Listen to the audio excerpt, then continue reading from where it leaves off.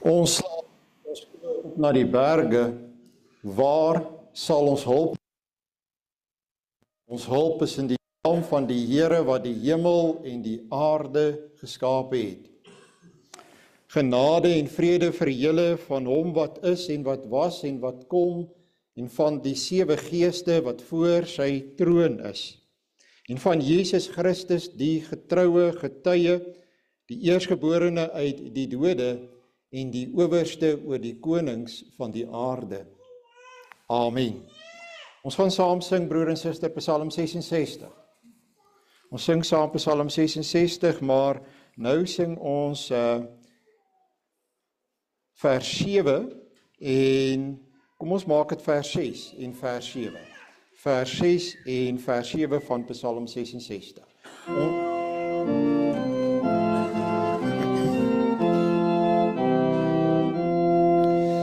Ek sal verlos uit doodsgevare, nou dat ek weer kan asemhaal, my offers bring op die altare, en my geloftes u betaal. Ek sal laat opgaan in die vlamme, die vetste vee uit veld en wei. Ek sal by rookwerk van die ramme, ook beest en bokke toeberei. Kom luister nou, o Godsgesinde, kom almal wat die Here vrees. Ek sal vertel aan al sy vriende, wat hy gedoen het aan my gees.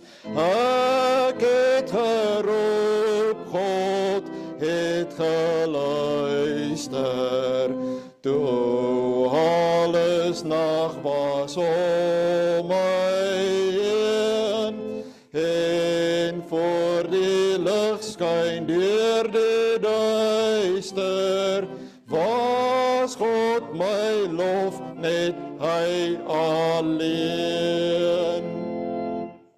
Dis 1700 jaar wat die Nuwe Testamentiese Kerk die geloofsbelijdenis van Nicea gebruik hierdie jaar. So ons gebruik hom graag in die erediens. Die basis was die geloofsbelijdenis, die apostoliese geloofsbelijdenis.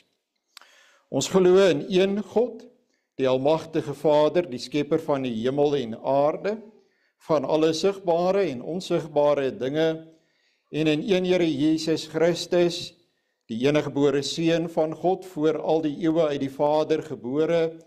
Hy is God uit God, lig uit lig, ware God uit ware God, gebore, nie gemaak nie, een in wese met die Vader, deur wie alles tot stand gekom het.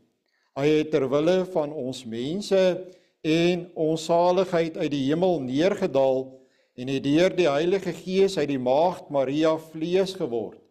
Hy het mens geword. Onder Pontius Pilatus is hy gekruisig, hy het gelei en is begrawe.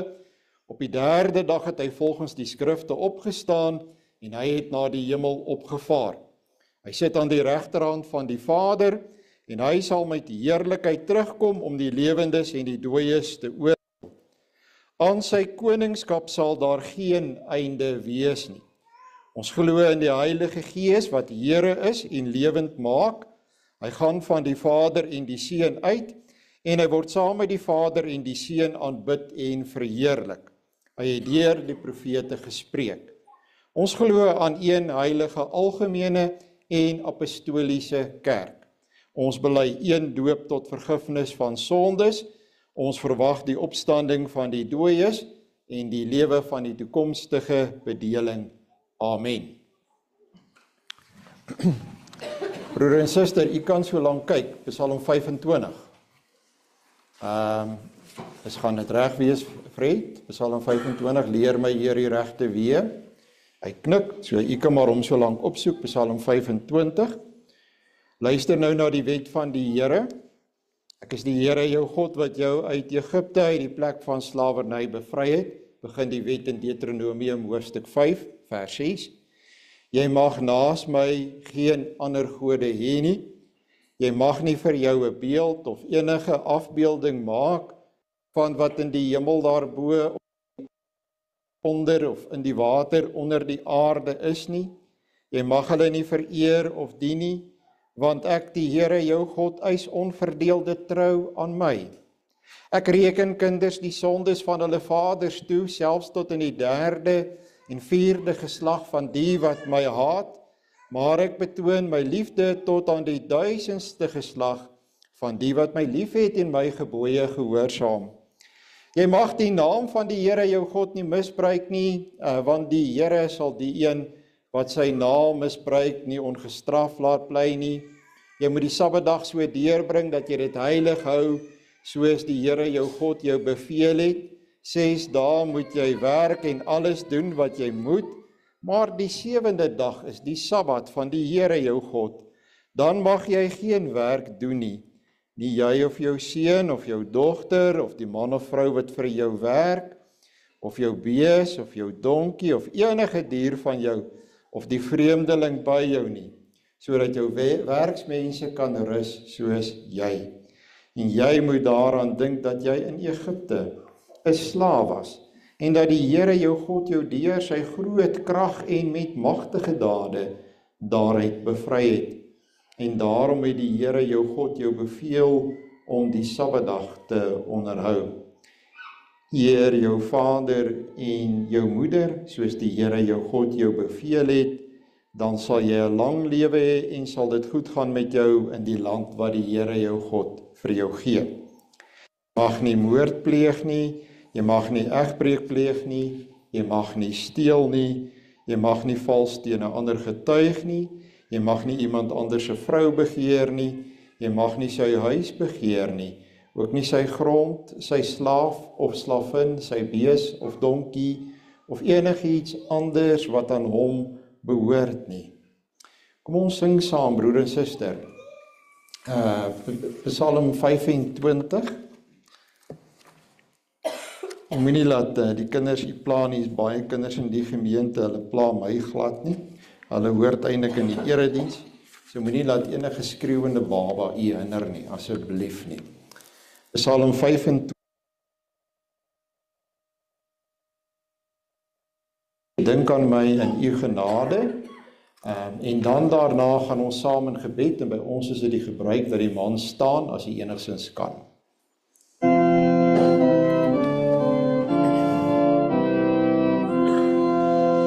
Leer my Heer die regte weë, wys die regte pad my aan, maak my hart daartoe genee, om met lus daarop te gaan, wil my die waarheid leer, lei my dwalende gedagte, want U is my heil, o Heer, U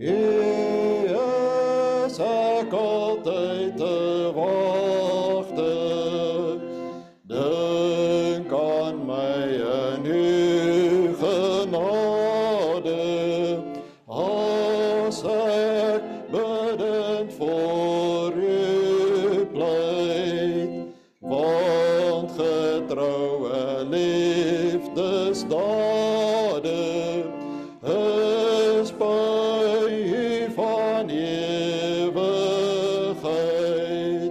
Dink nie aan die sondes meer van 'n ydel jonkheidslewe, wil tog om U goedheid, Heer, al my sondes my vergewe.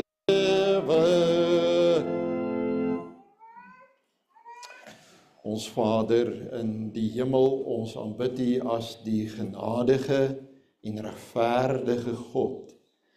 Wat 'n groot voorreg is dit vir ons as 'n gemeente, om saam met geloofsvriende hier bymekaar te wees vir die doop van nog 'n kindjie in ons gemeente. Here, U is baie goed vir ons, deurdat U vir ons soveel mense stuur en soveel kinders in ons gemeente gee. En daarom, Here, is ons bly oor elkeen van hulle. Ons hoor hulle stemmetjies in die erediens en ons weet, hulle is daar.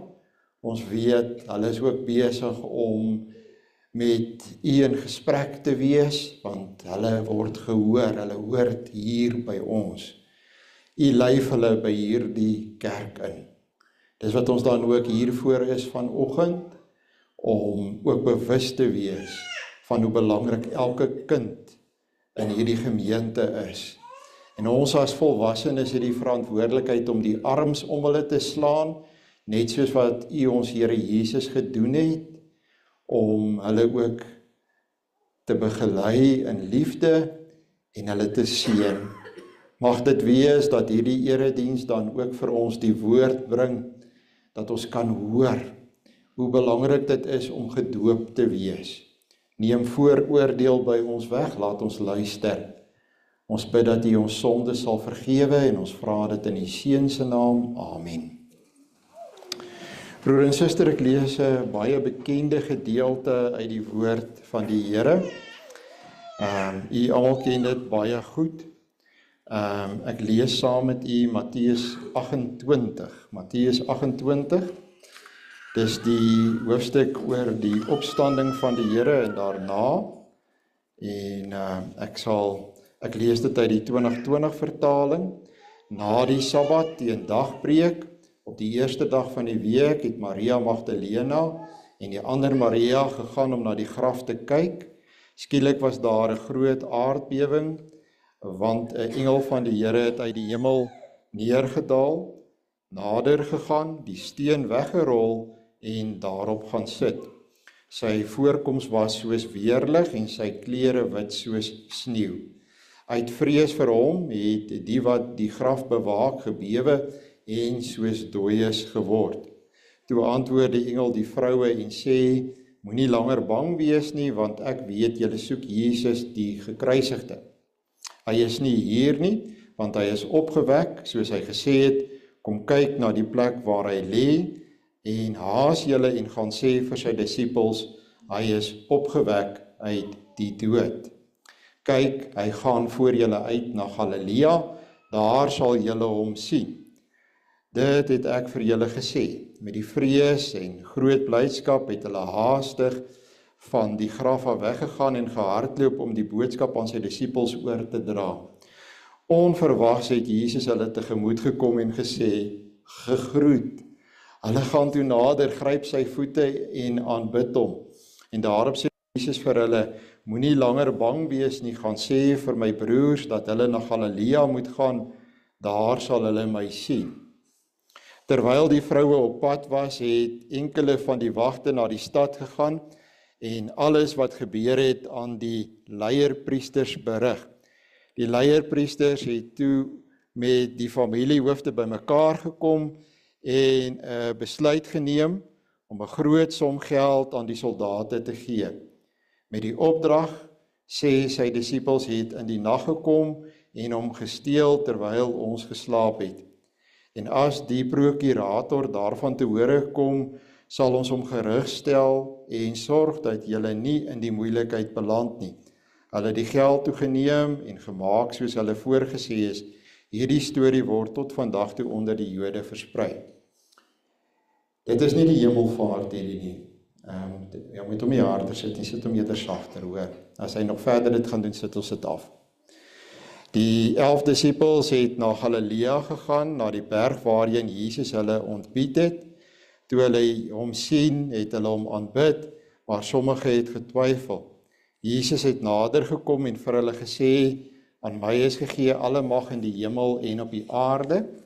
Gaan dan en maak disippels van al die nasies, deur Hulle het 'n doop in die naam van die Vader en van die Seun en van die Heilige Gees, en hulle het te leer om alles te onderhou wat ek julle beveel het. En kyk, ek is met julle al die dae tot aan die volëinding van die tyd.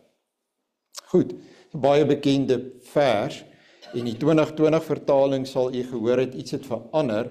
U sal gehoor het, daar staan, deur hulle te doop. Maak disippels deur hulle te doop. Nee, dis nogal 'n redelike verandering. Die 2020 Afrikaanse vertaling is die laaste vertaling van die Bybelgenootskap wat ons onlangs gekry het.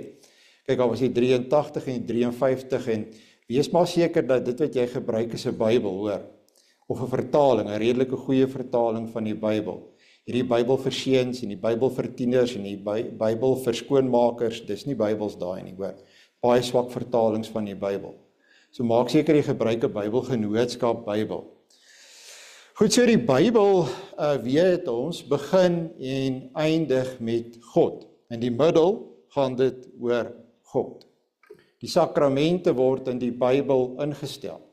So ek weet nie, maar vir my is dit dan nou logies dat as die begin en die einde en die middel van die Bybel oor God gaan en die sakramente word in die Bybel ingestel, wel, is dit nie vir jou logies, dan moet dit uiteindelik in die sakramente oor God gaan nie. Is dit nie? Ek sou so dink. En tog sal jy vind dat dit nie die geval is. By baie mense se sakramentbeskouing. Aan die ander woorde, hoe hulle dink oor die sakramente. Dit is nie meer God wat in die middelpunt daarvan staan nie. En ek dink daar's 'n redelike kans dat jy dalk vandag goed gaan hoor wat jy nog nie gehoor het nie, of wat jy dalk matig vreemd kan vind.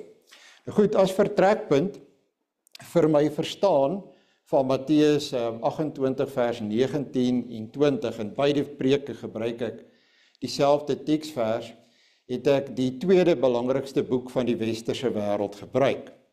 En jy weet natuurlik wat dit is, die tweede belangrikste boek. Die eerste belangrike boek is natuurlik die Bybel, maar niemand weet gewoonlik wat die tweede belangrike boek nie, en dis natuurlik die institusie van die Christelike godsdiens, geskryf deur Johannes Calvin. En hoekom ek sê dis die tweede belangrikste boek, dit is bewys dat dit die boek is wat die westerse wêreld die meeste gevorm het. Die Puritan Fathers van Amerika byvoorbeeld was ook Calviniste wat hierdie boek gebruik het, net soos ons. So ek gebruik die institusie van die Christelike godsdiens, en dis eintlik 'n hele paar boeke. Ek gebruik boek 5, hoofstuk 15, deel 1 en 2 van daardie boek. Nou, hoekom gebruik ek daai deel? Wel, dis die deel waar Johannes Calvin skryf oor die doop. Wat die doop is, wat die betekenis van die doop is, en wat die waarde van die doop is. En wat hy in kort sê, is dat God, in een woord, God. Dis die eenvoudigste tema wat jy nog ooit in jou lewe gehoor het. Jy moet net dit onthou, maar dat ek jou ook waarsku, as dit kom by die sakramente, vermoed ek, dit is ook vir jou die moeilikste tema. Want jy het deesdae baie wat vir jou sê, mens. Dit gaan oor die mens. Dit gaan oor die mens en die mens se besluit. Nou dink 'n bietjie daaroor, broer en suster, om te weet wat staan in 'n spesifieke hoofstuk, moet jy weet waar dit staan. En ek het vir die moeite gedoen om die hele hoofstuk te lees. Hoekom? Want die hoofstuk net voor dit gaan oor die opwekking van die Here Jesus uit die dood uit. Met ander woorde, die Here Jesus was klaar aan die kruis, hy's klaar uit die dood uit opgewek. En dan kom hy in die volgende hoofstuk en hy stel 'n sakrament in. Op grond van dit wat hy gedoen het, 'n sakrament wat nie meer werk met bloed nie, maar wat nou werk met water. En dit is die tema, ons doop in die Vader en die Christus beteken reiniging en heiliging deur sy Heilige Gees. Dink julle ek het 'n fout gemaak toe ek gesê het die Christus? Nee, dit is nie sy naam nie. Sy naam is Jesus. Hy is die Christus. Hy is die Messias. So dit is sy titel. Nie 'n fout gemaak nie. Ek herhaal die tema. Ons doop in die Vader en die Christus beteken, wat beteken dit? Twee dinge. Reiniging en heiliging deur sy Heilige Gees. Nou goed, Hoekom is dit nodig dat ons nou 'n sakrament kry? Hoekom is dit nodig dat na die opwekking van die Here Jesus, dat daar in hierdie tydperk van 40 dae kom die Here Jesus en hy gee vir ons 'n nuwe sakrament? Dis interessant, die ander sakrament moes hy instel net voordat hy na die kruis toe is. En dit is natuurlik by die laaste Pasga, stel hy die nagmaal in. En nou wil ek net vinnig vir u sê, so daar's 'n verband. Kan u die verband sien met die Ou Testament? Pasga word nagmaal. Nou breek dit my brein heeltemal, dat mense beweer, dat daar gaan nie 'n verband wees tussen die ander enigste sakrament van die Ou Testament en die doop wat die Here Jesus instel. Hoe kan dit wees? Dit is een van die mees onlogiese dinge wat ek in my lewe gehoor het. As hy die sakrament van die nagmaal instel tydens die viering van die Pasga, net voor hy kruis toe is, en hy stel die doop in, net nadat hy uit die dood uit opgestaan het, en daar was net 2 sakramente in die Ou Testament, en daar is net 2 sakramente in die Nuwe Testament, en hy verbind die een sakrament direk aan die ander sakrament, deur dit by daai geleentheid te doen, sê hy nie daarmee vir ons, dat daar is ook 'n direkte verband tussen die besnydenis en die doop nie. En weet jy hoekom wil mense dit nie aanvaar nie? Want hulle wil nie die kinderdoop aanvaar nie. Want die seentjies is op die 8ste dag besny. Dis waar hulle probleem lê. So dit is doeteenvoudig nie eerlike skrifeksegese om so te werk nie. Dit is nie eers logies nie, as ek 'n aanhanger van Descartes sou gewees het. So, wat ek vir u wil sê, ek is nie 'n rasionalis nie, maar dit is baie duidelik dat jy moet eerlike eksegese doen. So, die voorloper sakrament van die doop was dus baie duidelik die besnydenis. En ek dink dat die ander probleem wat mense het, is dat hulle natuurlik nie verstaan wat sakramente is nie. Sakramente is nie toordery nie. Ons is nie Rooms-Katolieke nie. Sakramente is sigbare verkondiging van die evangelie wat jy nou met woorde hoor. Dit word net sigbaar aan jou afgebeeld in terme van water of van brood en wyn. Daar gebeur nie iets toweragtigs nie. Dis nie 'n kwessie van jy is gedoop en nou is jy outomaties gered nie. Dis nie soos jou outomatiese kar nie. Sit hom en drive en daar gaan jy nie. So dis baie belangrik dat ons verstaan dat die sakrament is deur God gegee as bevestiging en versterking by die evangelie. Joodse seentjies, ek herhaal dit, is op die 8ste dag besny na geboorte. Die dogtertjies moes met 'n Joodse man trou en dis hoe hulle in die besnydenis van hulle mans gedeel het, as jy daaroor gewonder het. Die Here Jesus sê baie duidelik in Matteus 28 vers 19 en 20, oor wie gaan dit in die sakrament? Oor die disippels. Waar is die meeste detail in daai vers? Die disippels, maak disippels, die mens. Nee, nie naaste by nie. Waar is die meeste detail in daai vers? Die meeste detail in daai vers is in God. Want hy sê uitdruklik en doop hulle in die naam van die Vader, van die Seun, van die Heilige Gees. So waar lê die klem as dit kom in daardie vers? Dit lê by God, wat ek vir julle gesê die tema van die preek is. En as dit gaan dan oor God, en hy gee soveel besonderhede, dat dit gaan oor Vader, Seun en Heilige Gees. En nou moet ek vir u 'n ander belangrike ding sê, wat vir Calvin baie belangrik is. Daai vers is die instelling van die heilige nagmaal. En daar sal jy kry dat mense wat vir die groot doop is, teen die klein doop is, selfs hulle sal daaroor saamstem. Dat dit is die plek waar die doop ingestel word. Dis broer en suster. Ek hoop ek het u oortuig daarvan dat die Here Jesus met die instelling van die sakrament is baie duidelik oor wie dit gaan. Wie's die fokus, wie's die middelpunt? Wie moet jy raak sien by die doop? Hy sê jy moet God raak sien. Hoekom sal God? Nee. Wat is die Bybel? Die Bybel is die openbaring van God in die Ou Testamentiese tyd en in die Nuwe Testamentiese tyd. Die Bybel gaan oor God, die sakramente gaan oor God. Ek dink u begin my hoor en u begin verstaan. So wat sê daai woorde eintlik in Matteus 28 vers 19 en 20? God red. Sit net nou een woord by. God red. Vader, Seun en Heilige Gees red mense. Jy kan self hierdie eksegese doen. Dis baie eenvoudig. Dit sou tog nie waar wees as jy begin sê, mense red mense nie. Dit sou tog nie waar wees as jy sê, mense red hulle self nie.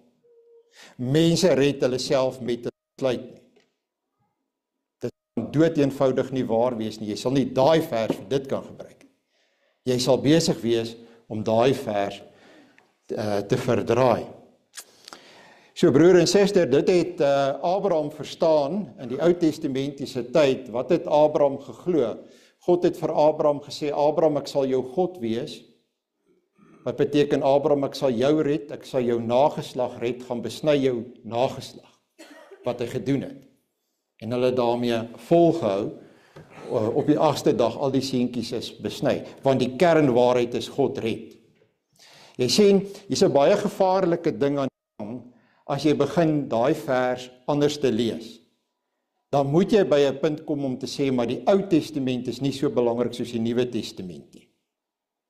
En dan kan jy net sowel so ver gaan soos die ketter aan die begin van die kerk se geskiedenis met die naam van Marcion, deur te sê dat die Ou Testamentiese God is nie die Nuwe Testamentiese God nie. Hy's 'n wrede God. En dan is jy in die moeilikheid, want dan sit jy met 'n derde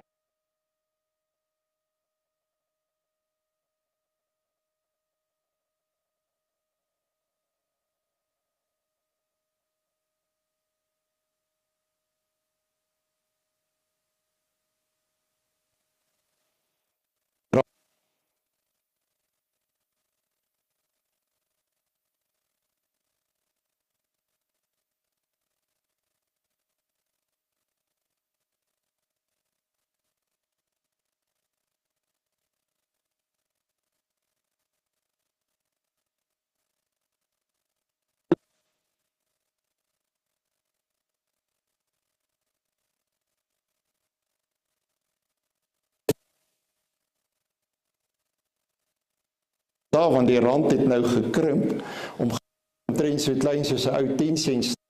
Daar staan ietsie daar. Sover as ek weet op die nuwe vat 'n vergrootglas. Maar as jy nog 'n ou lekker groot rand het, wat staan daar? Daar staan in Latyn Soli Deo Gloria. Weet jy van wie afkom dit? Dit kom van hierdie man Johannes Calvijn af.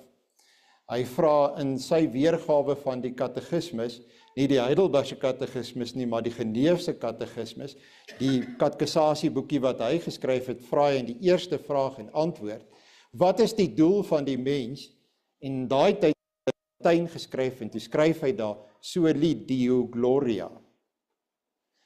En Jan van Riebeeck was 'n dopper soos ons, hy was gereformeerd.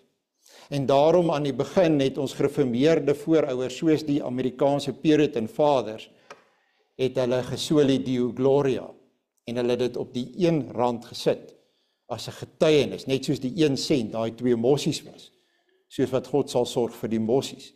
Ons geldeenheid het ons oor geloofs weerspieël. So, dit gaan nie hier oor die eer vir dit gaan nie hier oor die eer vir Abri of vir Nicola nie. Ek hoop u hoor werklik dat die doel van hierdie geleentheid is die eer van God.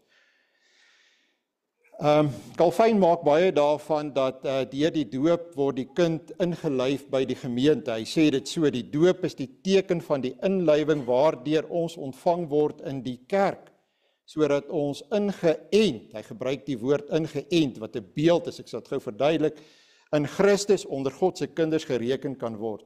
En mense sê, so what? Dit is nie belangrik nie. Die kerk is nie meer belangrik nie.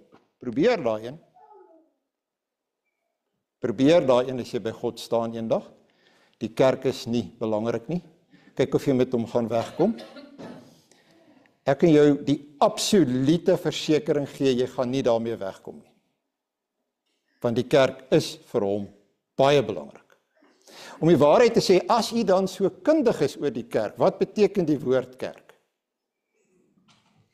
Die woord kerk kom van die Griekse woord Kyrios af. Kyrios is die naam wat gebruik word in die Grieks vir die Here Jesus, Here. En Kyriake is van die Here, die mense van die Here. En die Here sê, ek bring mense bymekaar soos wat ek wil en ek hou hulle bymekaar. Die kerk is vir my belangrik want ek het my seun na die kruis toe gestuur om te betaal vir hierdie mense se sonde. Ek sal vir hulle 'n God wees, in die woorde wat hy vir Abraham gesê het. Dis broer en suster, ek wil vir u sê dat Calvin sê, ons moet besef, hy gebruik die woord ingeënt. Dat vandag word daar nou as het ware formeel ingeënt. In die kerk hier, nee, in Christus. Christus is die stok, hy is die wortels, en hy is die stok waarop daar nou ingeënt word, en ek is daarop ingeënt, op Christus. En die gemeente wat hier sit, is ingeënt op Christus. Christus gee vir ons voeding en lewe. En daarom gebruik Calvin daardie beeld. En dit is wat hier gebeur. Daar nou word ingeënt, dis lewensbelangrik vir jou bestaan. Sê weer braai, haal 'n koeltjie uit die vuur uit, sit hom langs die ander kole neer, dan kyk jy wat die een hou die hitte die beste. Ek vermoed die kole binne in die vuur, nie daai enetjie wat jy uitgehaal het en een kant neergesit het nie.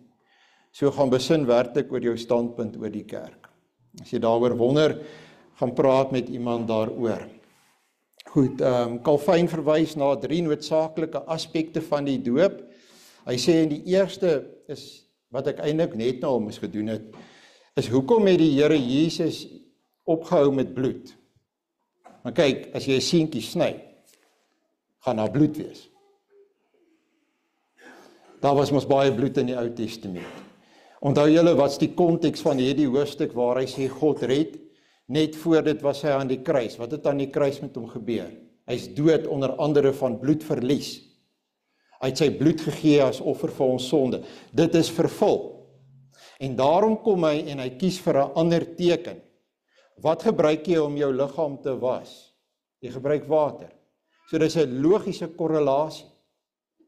Die water simboliseer dit wat die bloed gesimboliseer het. Was dit die bloed van al daardie diere, was dit die bloed van daai seentjie as hulle hom gesny het, wat hom red? Ja, kom aan broer en suster, dit kan nie wees nie, dis die bloed van 'n mens. Dit was die bloed van Jesus Christus, waarheen dit verwys het. Die bloed van Jesus Christus is die een wat ons reinig van ons sonde. So daardie is 'n teken wat dui op ons reiniging, op ons skoon maak deur God. Daar is niks toweragtig in daai water nie. Dis gewone heilbronwater. Ek laat nie Jordaanwater, plaaswater of watter water sommer toe. Dis gewone water. Dis heilige water, soos wat julle sien op die flieks, wat die Katolieke rondsprinkel nie. Dis gewone water, want die boodskap is dat God red ons deur die bloed van Jesus Christus, wanneer jy daardie water sien. Hier is nie sprake van enige vorm van toordery wat hier gaan plaasvind. U moet onthou dat dit is doeteenvoudig 'n teken wat heen wys. Die Katolieke was so erg hieroor dat in die tyd van die Spanjaarde in die Amerikas, dat hulle letterlik die Indiaanse stamme in 'n rivier ingejaag. Pa, ma, boetie, sussie, die hele lot van hulle. En dan staan die Rooms-Katolieke priester op 'n klip. En dan sê hulle vir hulle met spiese en swaarde, kop onder die water. Kop onder die water. As hulle opkom, dan die priester klaar die formule uitgespreek in Latyn. Keel af, die lot van hulle, voordat hulle weer kan sonde doen en verlore gaan. Dis hoe die Katolieke sending werk gedoen het. Want hulle het geglo, as die priester daardie woorde uitgespreek het, dan op 'n toweragtige manier het daardie water, daardie mense werklik van hulle sonde gereinig, en dan, hulle gaan hierna dalk weer sondig, laat ons hulle liewer op die plek doodmaak. Uiterste vorm van toordery. Jy kry dit onder Afrikaners ook, hoor. Mense sal nie kerk toe kom of deel wees van 'n gemeente nie, maar boetie of sussie moet gedoop word. Wat is dit anders? Wat is dit anders? As 'n geloof in toordery, in kragtige bonatuurlike water. So vergeet dit, ons is nie Katolieke nie. So die doop reinig ons van ons sonde, wat ons op enige tydstip van ons lewe gedoen het. Die Katolieke het met 'n ander interessante ding gekom. Hulle het gesê, jy word eers gereinig van die doop die oomblik as jy daardie vergifnis van sonde aangeneem het. Natuurlik ons dat daar nou niks oorkom voordat hy belydenis van geloof doen nie. So as 'n kindjie doodgaan voordat hy belydenis van geloof gedoen het, is hy verlore. Dink nou mooi. Dink nou mooi. As ek sterf omdat ek my motor te vinnig bestuur, wat een van my sondes is, wat ek baie hard aan werk, en ek het nie 'n oomblik gehad om my sonde te bely nie, is ek verlore, omdat ek nie my sonde bely het nie. Nee, tog nie. Ons weet dit. So weer eens, kom weg van die gedagte dat jy doop en dan moet jy op 'n manier 'n prestasie bereik. Of jy moet eers die prestasie bereik van jou hartjie vir Jesus gee en dan kan jy gedoop word. Dit is nie die evangelie daarin nie, hoor. Die evangelie sê God red ons uit genade uit. Die regverdige sal deur die geloof leef. Dis die genade van God. So jy sien, dis anders as wat jy geprogrammeer word deesdae om te hoor. En jy moet mooi hieroor dink. Wie red? Gaan terug na die vers toe. As jy nou van my wil begin verskil, gaan terug na die vers toe. Daai vers het ek vir u gesê, die detail lê in die name van God. God red. Dis wat daar staan. Hy red. Ons red onsself nie. Ja, Danu moet onder leiding van sy ouers, sy invloed moet hy uiteindelik by die punt kom dat hy dit ook aanneem wat God aan hom beloof. Ek lees vir u, maar ons moet besef dat wanneer ons ook al gedoop word, ons eens en vir altyd gewas en gereinig word vir ons hele lewe, skryf Calvin. Wonderlik. As jy 'n kind het wat gedoop is en daardie kind sterf klein, kan jy weet, sê Calvin, dat daardie kind is gered. Dis gesimboliseer, al kon daardie kind nog nie eers alles verstaan het nie. Daarom so dikwels as wat ons afvallig raak, moet ons die herinnering aan ons doop onthou en ons gedagtes daarmee versterk. So Calvin sê, as jy weer met jou hande in jou hare sit, oor dit wat jy nou alweer aangevang het, of kwyt geraak het, gaan terug na die feit dat jy gedoop is. Martin Luther het presies dieselfde gesê. Martin Luther het gesê dat ons doop is 'n toevlug. Vlug na God toe. Vlug na jou doop toe. Sê vir jouself, onthou net, jy is gedoop. Moenie dit vergeet nie. God red jou, jy red nie jouself nie. Ons doop, Calvin is ook die teoloog van die Heilige Gees. Ons as doppers het die werk van die Heilige Gees baie verwaarloos in ons bediening. Terwyl iemand soos Calvin, wat ons admireer, het geweldig baie gemaak van die Heilige Gees. En nou sê Calvin dat die doop is 'n teken van die werking van die Heilige Gees, van die nuwe lewe wat ons in Christus het. En luister hoe sê hy dit? Hy haal Romeine 6 vers 3 en 4 aan. Of weet julle nie dat ons wat in Christus Jesus ingedoop is, in sy dood ingedoop is nie? Deur die doop is ons dus saam met hom in die dood begrawe, sodat net soos Christus deur die magtige heerlikheid van die Vader uit die dood opgewek is, ook ons so 'n nuwe lewe kan lei. Jy het gesterf saam met Christus. Jy het opgestaan saam met Christus. En nou mag jy sê, hoe het dit gebeur en wanneer gebeur dit? Wel, dit gebeur wanneer die Heilige Gees in jou kom woon en in jou kom werk. Mense dink dat die werk van die Heilige Gees is allerhande uitsonderlike, sensasionele, vreemde verskynsels soos glossolalie, spreek in tale, allerhande vreemde goed wat moet gebeur. Dan is dit die werk van die Heilige Gees. As jy die Bybel lees, is die werk van die Heilige Gees die vernuwende werking van die Heilige Gees in die hart van 'n mens.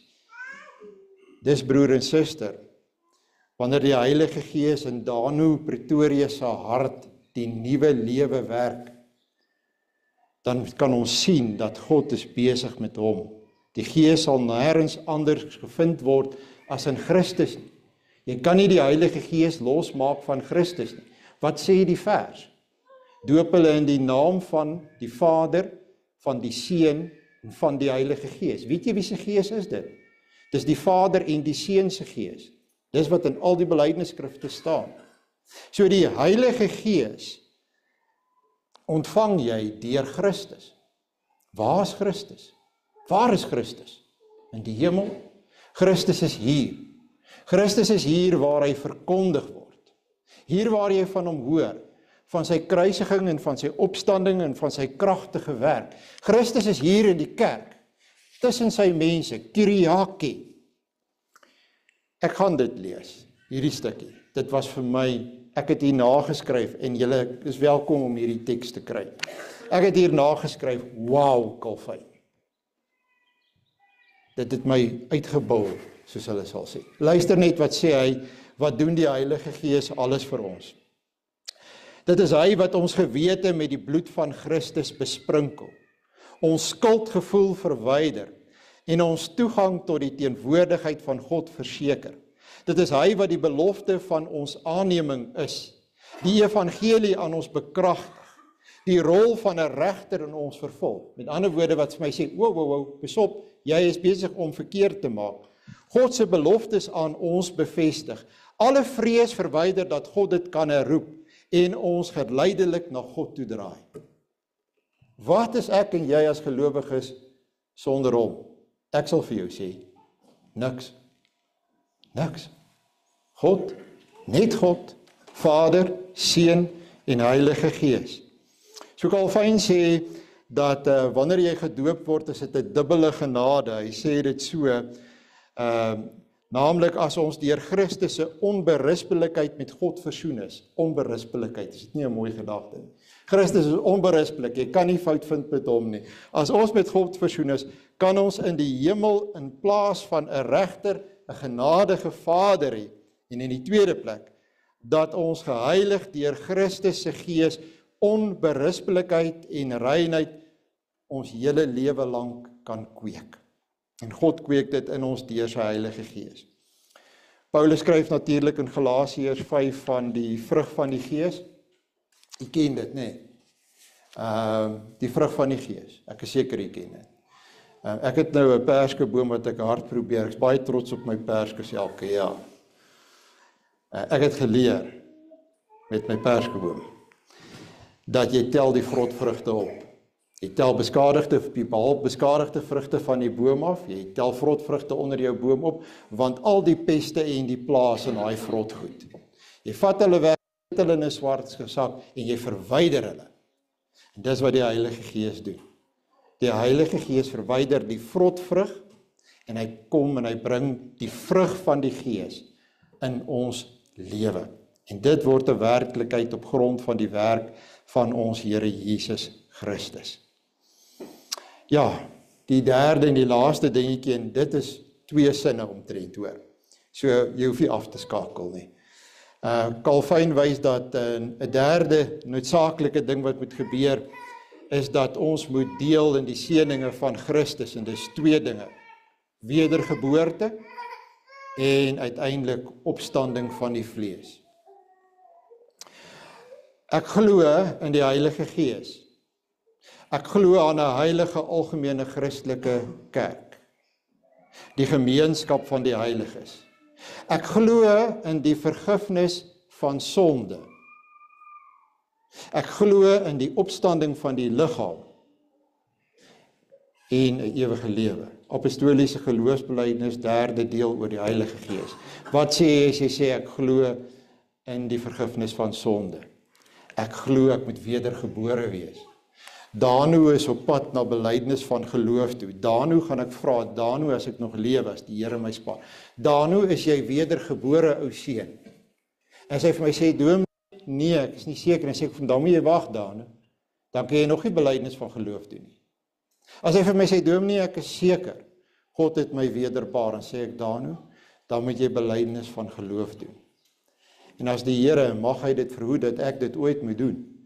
As ek ooit Dano moet begrawe, dan weet ek waar Dano is. Want Dano se vlees sal ook opstaan. Ek glo in die opstanding van die liggaam. Uit die wedergeboorte kom nie net die wedergeboorte, die nuwe lewe van die siel nie, maar ook die nuwe lewe van die liggaam, die werklike, vleeslike liggaam. En dan die opstanding uit die dood uit, met ander woorde, die werklike opstanding uit die dood uit. So ons het baie wat ons ontvang, broer en suster, in Christus, deur die werking van die Heilige Gees, wat aan ons gesê word met die doop. Amen. Kom ons sing saam. Ons gaan net 'n enkele vers sing. Psalm 84, hoe lieflik is die wonings hier der leerskare. Psalm 84 vers 1. Ons maak dit maar 2 verse, vers 1 en 2. Die mossie vind 'n huis, o Heer. Ek sal kort wees in die tweede preek.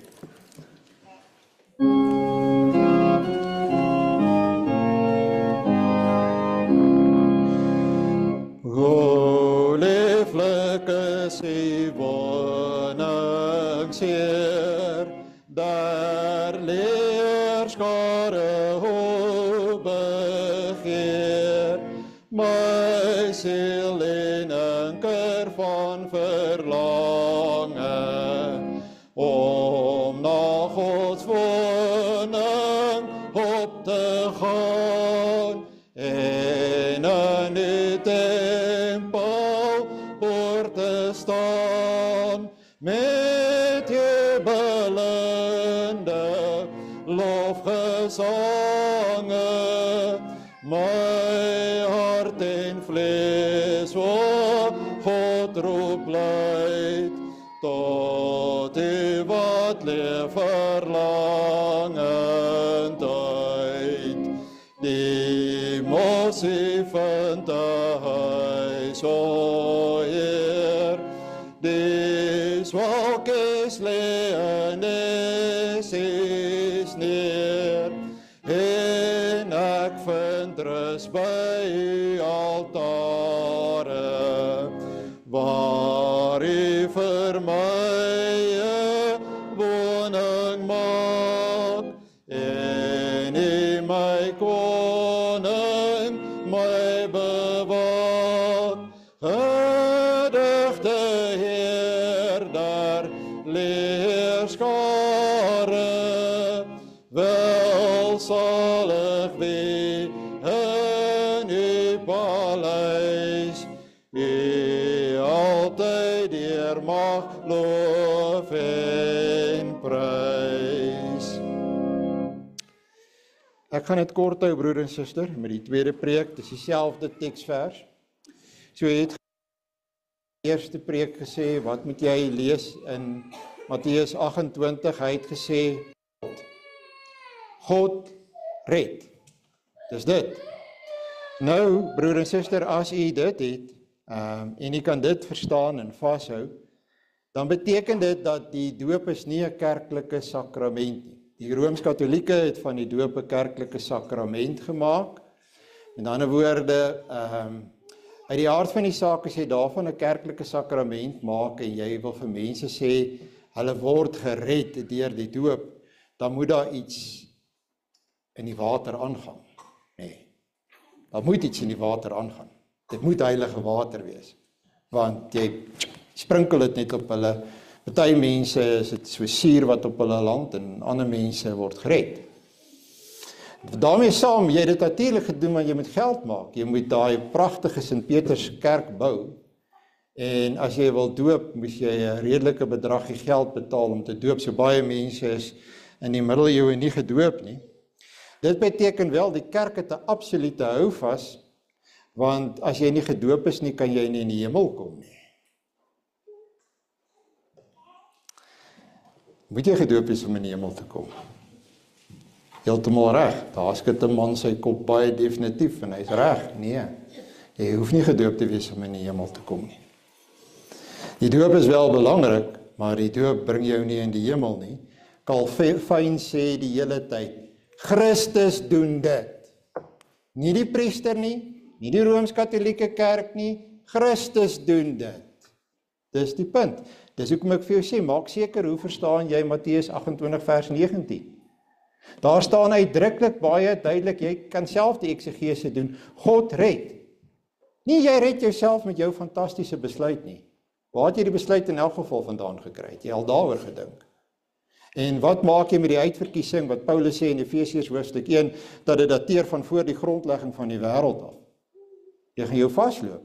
God red, punt klaar. As jy enige iets anders te sê as dit, is jy in die moeilikheid.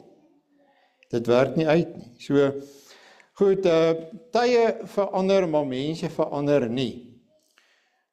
Die Rooms-Katholieke kerk het basies die doop losgemaak van God. Hulle het dit 'n kerklike ding gemaak, nee. Vandag word maar dieselfde gedoen wanneer mense sê, jy moet eers 'n besluit neem, jou hart gee, en dan kan jy gedoop word. Wat het jy anders te gedoen? As daai standpunt waaroor jy net nou lekker voorgeglimlag het. Jy het die doop losgemaak van God. God wat red. En as jy gewonder het, ons het ook groot doop in die gemeente. Ons doop ook baie mense, hier is nogal van tyd tot tyd mense wat groot gedoop word, wat nie gedoop is as kinders. En ek sal Calvin sê nogal iets daaroor ook. Goed, so maak seker dat die sakrament altyd aan God verbind bly, en dan die tema is, ons doop is nie net van Christus af nie, maar Christus is voortdurend aan die werk in die doop, en die doop is nie 'n krag, 'n toweragtige sakrament, los van hom nie. Nou goed, so dit gaan maar oor die redding en vernuwende werk van die drie-enige God. Nou sê hy in die eerste plek, die doop wis,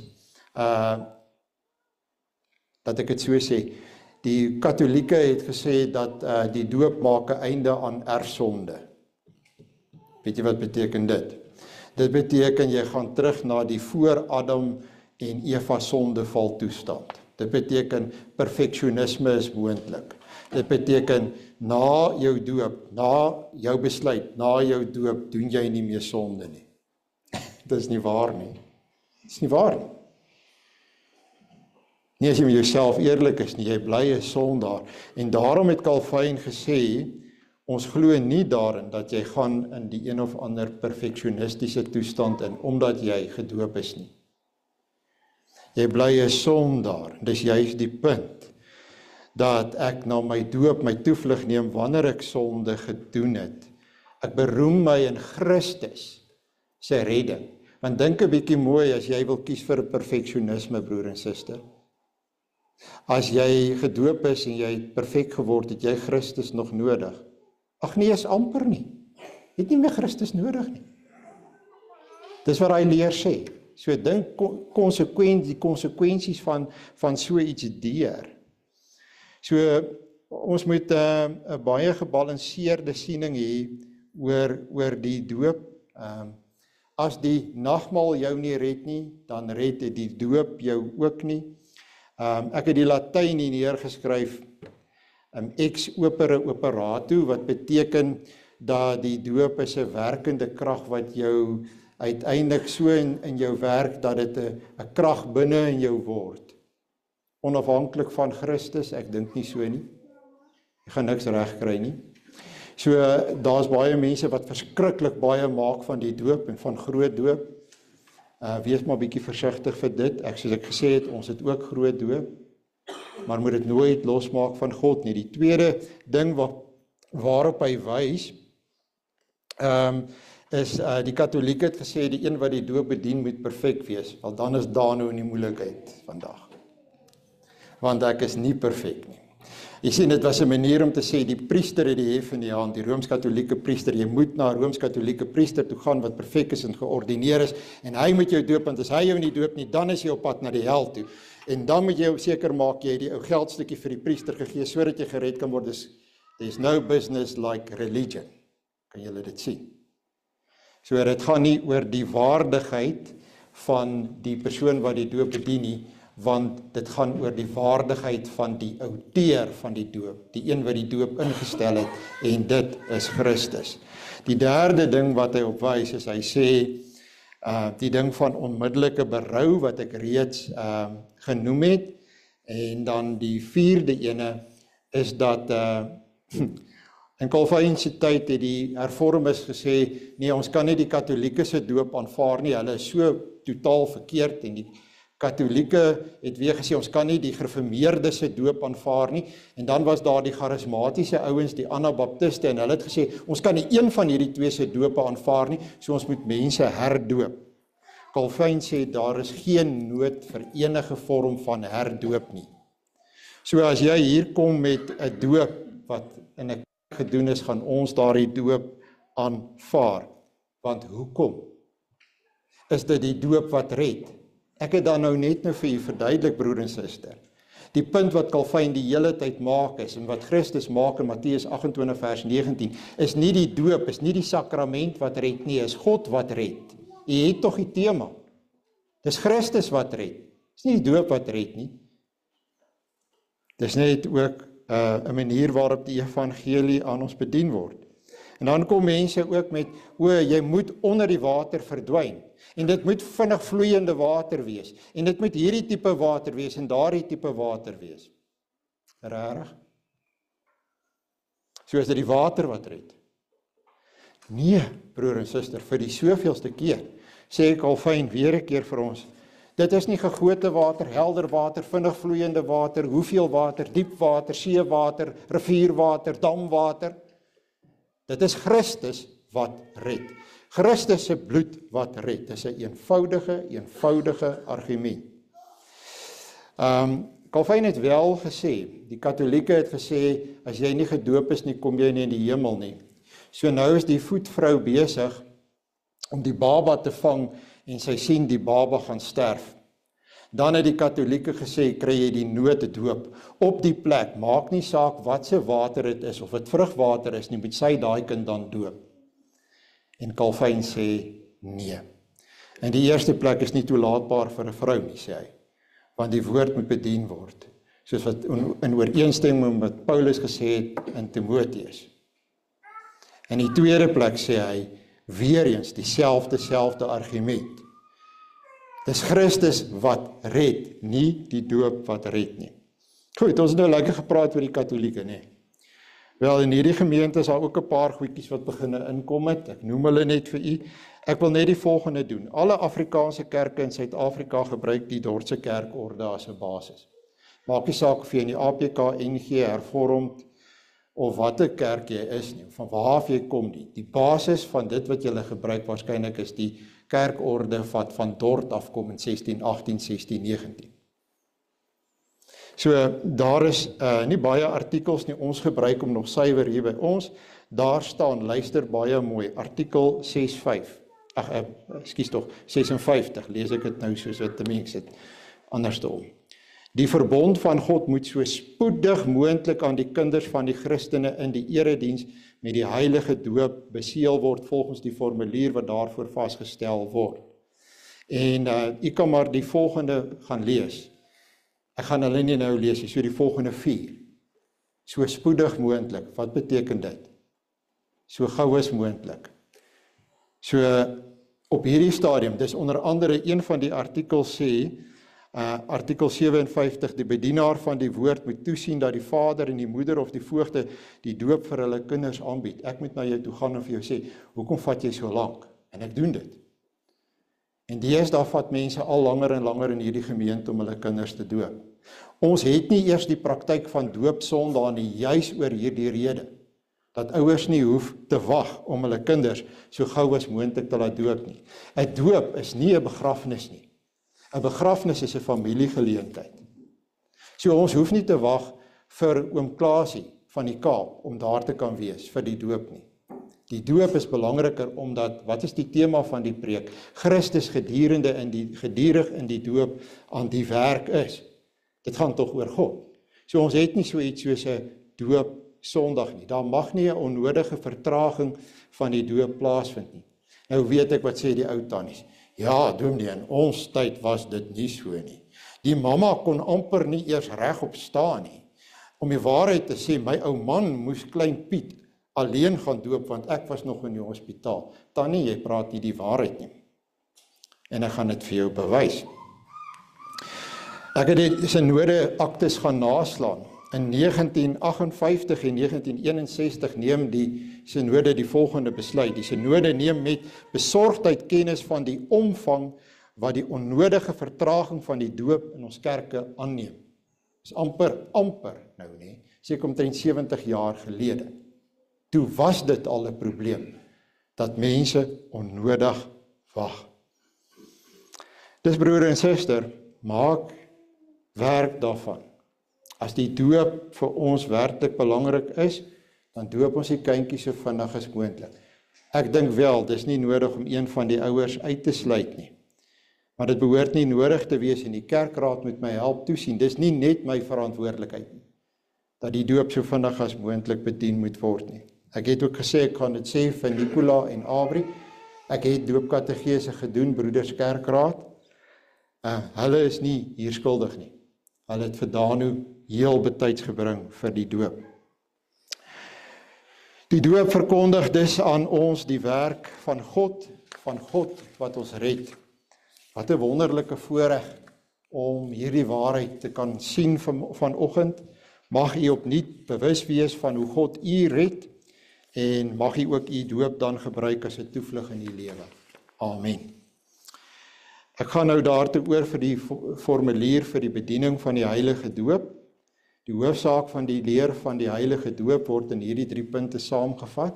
O ja, broeders en susters, u's reg, ek gaan die formulier lees. Want weet jy wat, een van daardie artikels sê ook, ek moet die hele formulier lees. Dit is ook nie reg dat die formulier nie meer gelees word in kerke nie, so ek lees hom. Sonde, ons en ons kinders is in sonde ontvang en gebore en is daarom onder die toorn van God, sodat ons nie in die koninkryk van God kan inkom nie, tensy ons opnuut gebore word. Dit word aan ons geleer deur die indompeling in en besprenkeling met die water, waardeur die onreinheid van ons siele vir ons aangetoon word. Ons word daardeur vermaan om 'n afkeer van onsself te hê, ons voor God te verootmoedig en ons reiniging en saligheid buite onsself te soek. Dankbaarheid. Die heilige doop betuig en verseël aan ons die afwassing van sondes deur Jesus Christus en daarom word ons gedoop in die naam van God, die Vader, die Seun en die Heilige Gees.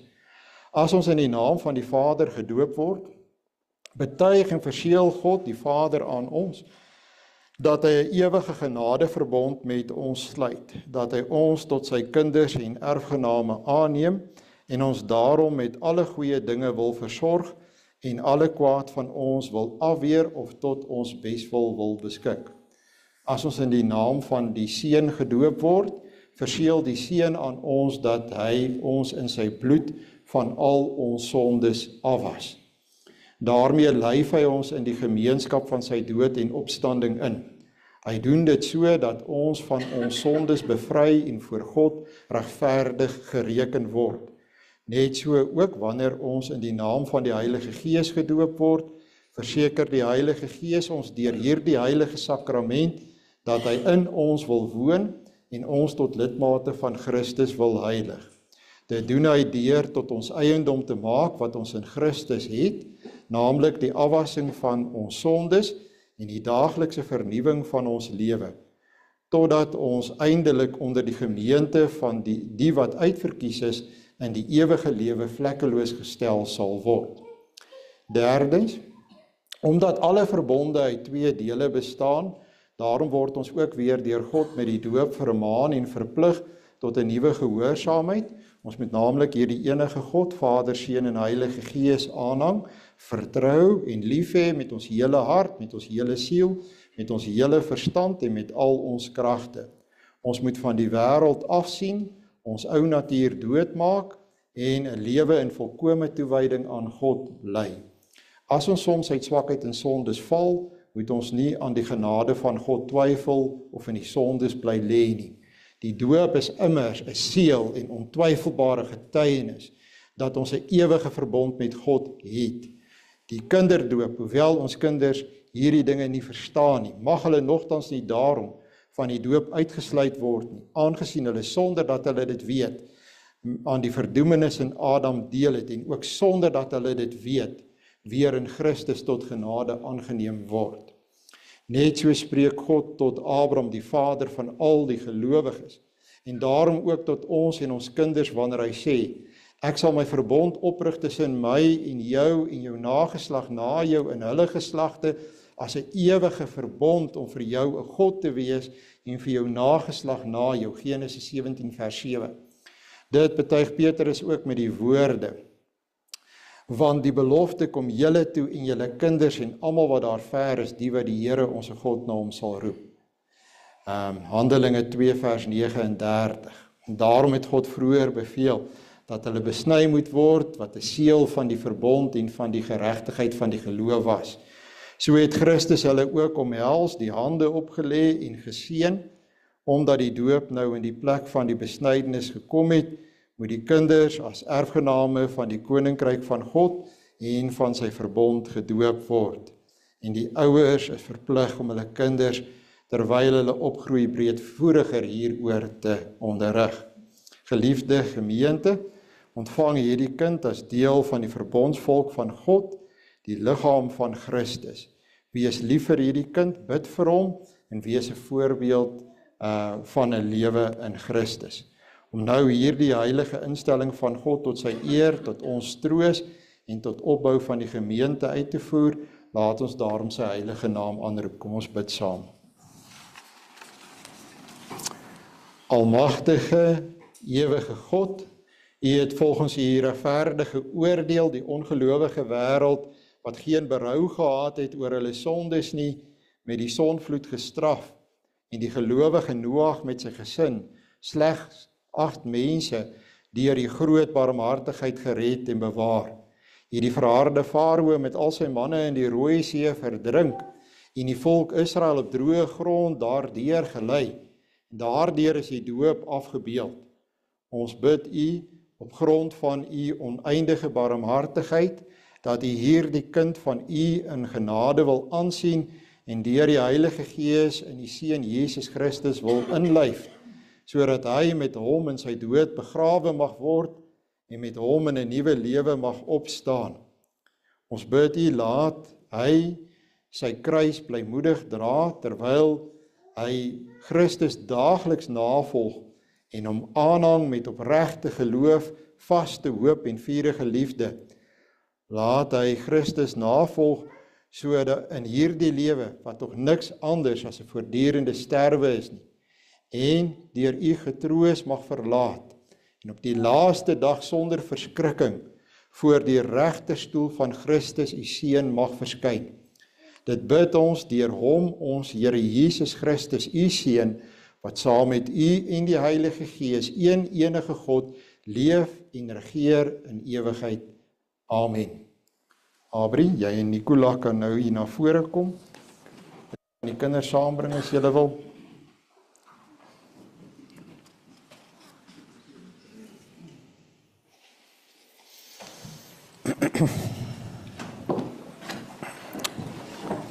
Geliefdes in die Here Christus, julle het gehoor dat die doop 'n instelling van God is om aan ons en ons kinders sy verbond te verseël, en daarom moet ons dit vir hierdie doel en nie uit gewoonte of bygelowigheid gebruik nie. Dat dit duidelik kan word dat dit julle gesindheid is, moet julle opreg van julle kant af op hierdie vrae antwoord. En die eerste vraag is, hoewel ons kinders in sonde ontvang en gebore en daarom aan allerhande ellende, ja aan die verdoemenis self onderworpe is, bely hulle nogtans dat hulle in Christus geheilig is en daarom as lidmate van sy gemeente behoort gedoop te wees. Tweedens, bely julle dat die leer wat in die Ou en Nuwe Testament en in die artikels, dis nou die belydenisskrifte, van die Christelike geloof vervat is en in die Christelike kerk hier geleer word, die ware en volkome leer van die saligheid is. En derdens, beloof julle en neem julle voor om hierdie kind van wie julle die vader en die moeder is, wanneer hy dit kan verstaan en die genoemde leer na julle vermoë te onderrig en te laat onderrig. Abri en Nicola, wat is hier op julle antwoord? Julle kan vir Dano inbring asseblief.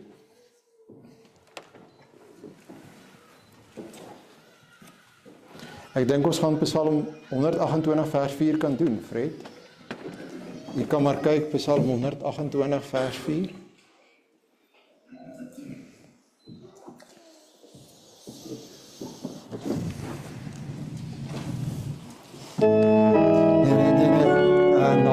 Ekskuus, Fred, nee, onthou eers die doop bedien, nee. Dit is nou 'n bietjie vinnig vir my. En Nicolaas, jy so 'n bietjie hier staan. Baie dankie. So, julle bly by Daniel, Petrus, nee.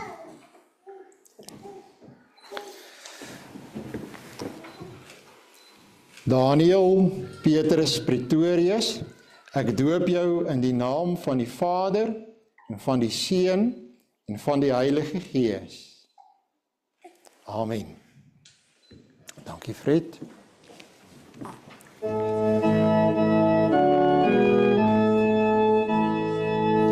Mag ryke seëninge uit Sion jou bedou. Mag jy die goeie dinge van Sion stad aanskou. Mag jy nog op jou bede 'n nakroosien verkry. En God van alle vrede, mag Israels vrede bly. Kom ons bid saam. Almagtige, barmhartige God en Vader, U het ons en ons kinders, U het al ons sondes deur die bloed van die geliefde Seun Jesus Christus vergewe. U het ons deur die Heilige Gees as lidmate van die eniggebore Seun en so as U kinders aangeneem. U bevestig en bekragtig dit alles met die doop en daarvoor dank en loof ons U. Ons bid U ook deur hom, U geliefde Seun, dat U hierdie kind altyd met U Heilige Gees wil regeer, sodat hy Christelik en in volle toewyding aan U opgevoed mag word en in die Here Jesus Christus mag groei en toeneem. Laat hy so U vaderlike goedheid en barmhartigheid wat U aan hom en ons almal bewys het bely en in alle geregtigheid onder ons enigste leraar, koning en hoëpriester Jesus Christus lewe en moedig teen die sonde, die duiwel en sy hele ryk stry en oorwin.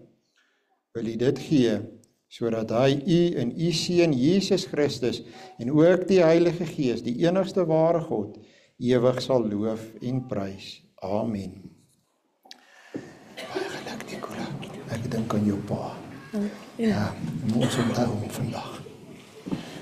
Baie sterkte, Amri. Sterkte hoor. Ek is bly jy het vir hom die naam gegee. Ek dink is 'n goeie naam.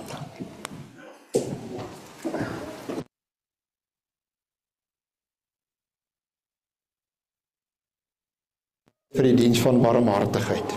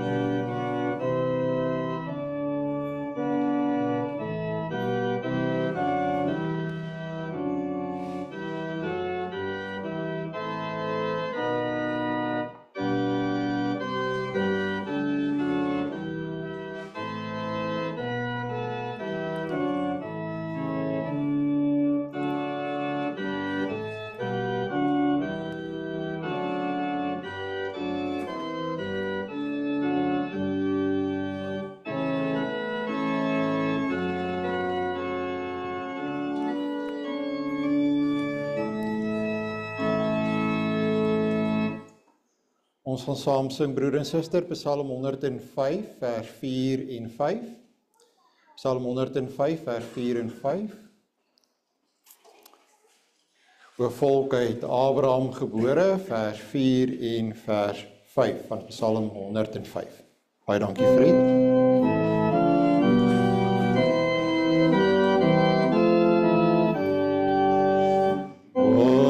Volk uit Abraham gebore, uit Jakob deur God uitverkore. O volk wat soveel guns geniet, verhoog die Here in sang en lied. God de wêreld rond, vrees vir die oordeel van sy mond. Die Heer wat van geen wankel weet nie, sal nimmer sy verbond vergeet nie. Al sy beloftes bly van krag, tot in die duisendste geslag. Verbond met Abraham, sy kind, bevestig hy van kind tot kind. Die Here sal julle seën en julle beskerm. Die Here sal tot julle redding verskyn en julle genadig wees. Die Here sal julle gebede verhoor en aan julle vrede gee. Amen. Neem net asseblief weer vir my die sitplekke in. Ek wil vra dat Ters en Abri en Nicola, die kinders net weer na vore sal kom asseblief. Ters gaan net gou iets oorhandig. Ek wil net vir hom ook die mikrofoon gee.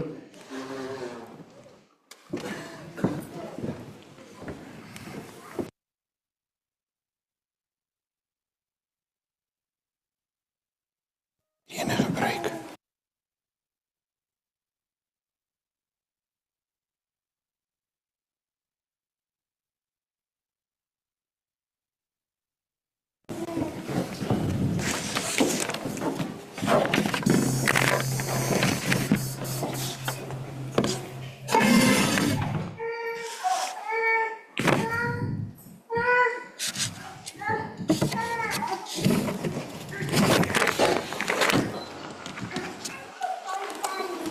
Om as groot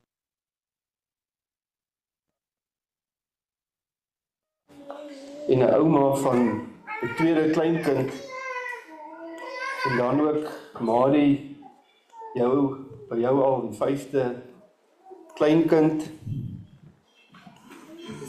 die voorreg saam met ons agtergrootouers te mag hê. Ouma Kwarta, ouma Hannetjie, oupa Abraham en ouma Magda,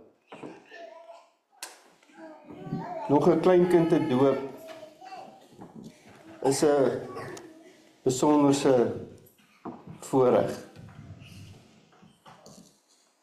Ek kan nie met woorde ons hemelse Vader genoeg na waarde daarvoor dank nie. Dit is nie vanselfsprekend nie. Dit is genade op genade. En daarom dink ons as 'n familie ook vanoggend in liefde en herinnering aan Dani, Nicolas se pa en Danu se oupa, van wie hy die naamgenoot is. Abri en Nicola, dit is die 3de keer dat julle in julle huwelik 'n belofte voor die Here en voor die gemeente kom aflê het. Eers toe julle getroud is, toe met Henlo se doop en vanoggend weer met Danu se doop. En beloftes is maar geen geringe saak as jy dit doen voor die Here nie. Maar Lolly het by 'n paar geleenthede gesê toe ons vir jou Abre en Anelda groot gemaak het, om kinders groot te maak is maklik. Maar daai opvoeding. En daarom wil ek namens die kerkraad hierdie boek vir julle gee. Hierdie boek wat julle moet gaan gebruik om vir Danu groot te maak, tot die dag wat hy moet belydenis van sy geloof aflê. Voor in hierdie boek is die teksvers geskryf wat Dominee Tommy vanoggend aan ons as gemeente voorgehou het. Matteus 28 vers 19 en 20, gaan dan en maak disippels van al die nasies, deur hulle te doop in die naam van die Vader en die Seun en van die Heilige Gees, en leer hulle om alles te onderhou wat ek julle geleer het. En dan ook hier Psalmboek. En Dominee Tommy het dit vroeër vanoggend in die preek aangehaal. En ek wil vir julle die gedeelte van Matteus 19 vers 14 voorlees soos wat Toesius dit omdig het. 2 verse. Laat julle kinders tot my nader en geen hindernis sal weer, want die koninkryk der hemele is hulle erfdeel, sê die Heer. En die Here het sy arms koesterend om hulle geslaan, met sy hande op hul hoofde het hy hulle geseën en weer laat gaan.